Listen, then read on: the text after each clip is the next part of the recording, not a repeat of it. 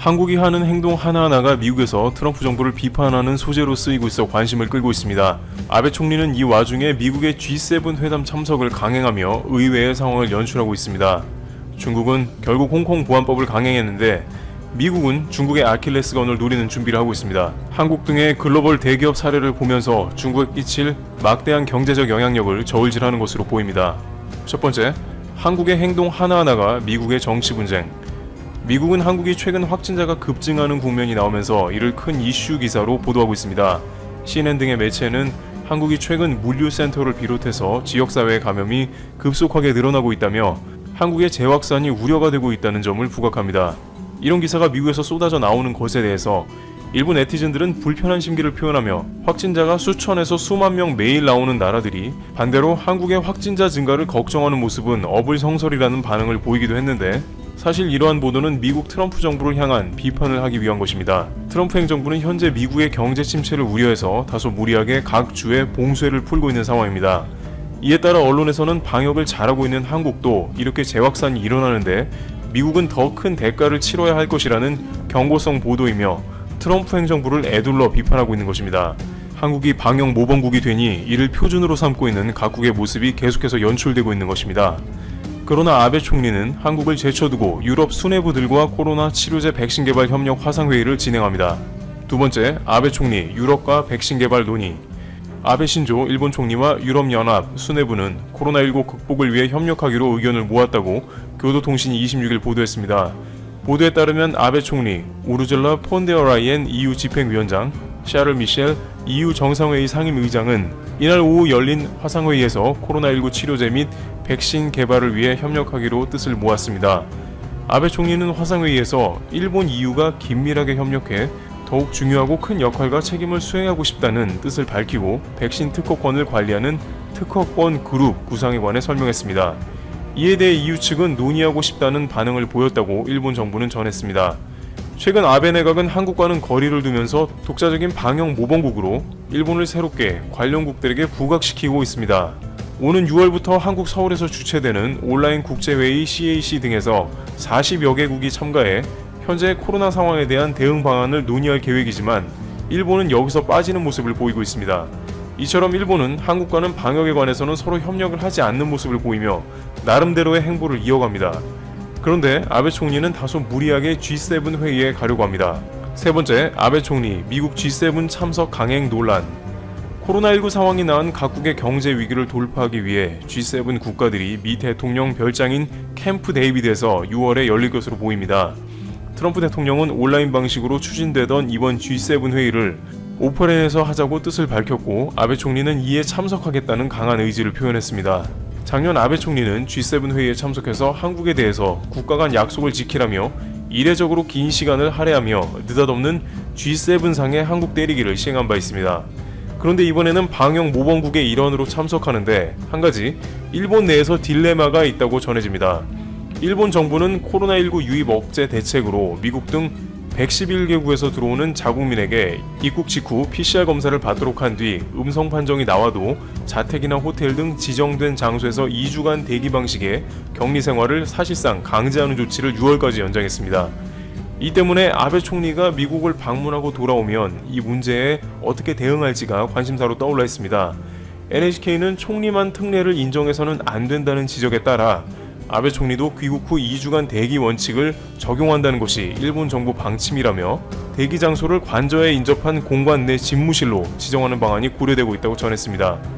격리 생활을 하는 경우 아베 총리의 대외 활동은 상당히 제약을 받을 것으로 예상됩니다.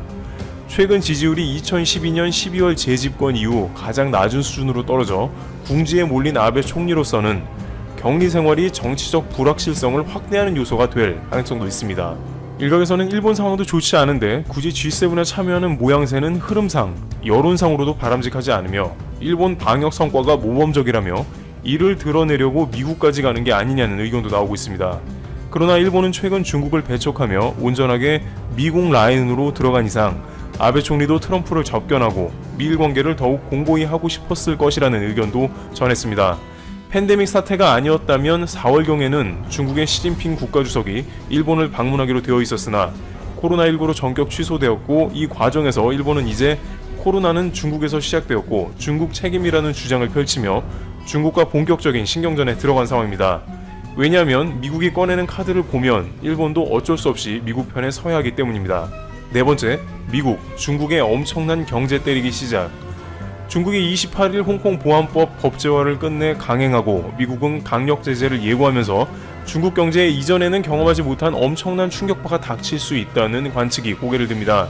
가뜩이나 중국 경제는 미중 무역 전쟁에 이은 코로나19 사태가 몰고 온 충격에 흔들리고 있었기에 향후 중국 경제를 둘러싼 불확실성은 한층 커지게 됐습니다. 미국 등 서방 제재가 중국 경제에 큰 충격을 가하면서 중국의 경제 성장률은 1990년 3.8%로 주저앉은 바 있습니다. 고도로 자유화된 시장 환경을 갖춘 홍콩은 특히 금융과 무역 분야를 중심으로 중국과 세계 경제를 잇는 핵심 관문의 역할을 해왔습니다. 홍콩 주식, 채권 시장을 통해 중국은 외국 자본을 대거 끌어들입니다. 또한 홍콩 증시에는 알리바바, 텐센트, 샤오미 같은 중국 굴지의 기술 기업부터 다양한 업종의 회사들이 상장해 있습니다. 최종적으로 중국으로 흘러가는 외국인 직접 투자 중 복잡한 금융공학을 거쳐 상당 부분은 홍콩을 거쳐갑니다.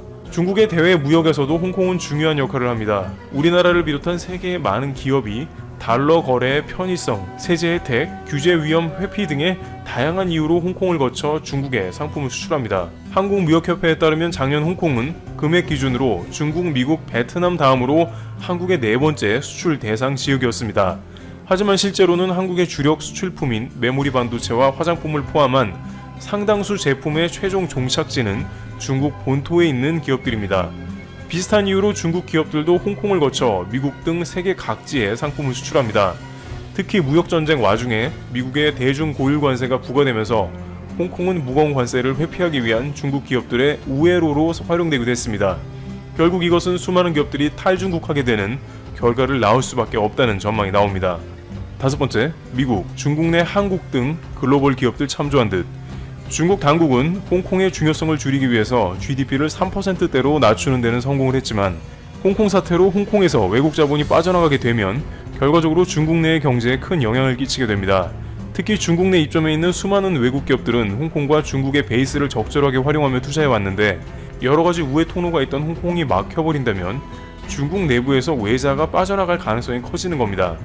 이는 중국 정부가 사실상 가장 두려워하는 요소 중 하나인 외국 자본의 탈출인데 중국의 지방정부는 자신들의 부채가 너무 많고 노동 고용 문제가 해결될 기미가 안 보이자 외국 기업들을 최대한으로 유치하고 있는 모습입니다. 그 한 예는 LG 디스플레이의 광저우 올레드 공장입니다. 광저우는 LG 디스플레이의 입점을 위해서 부지 임대를 비롯해 세금 등 최대한의 혜택을 보장했습니다.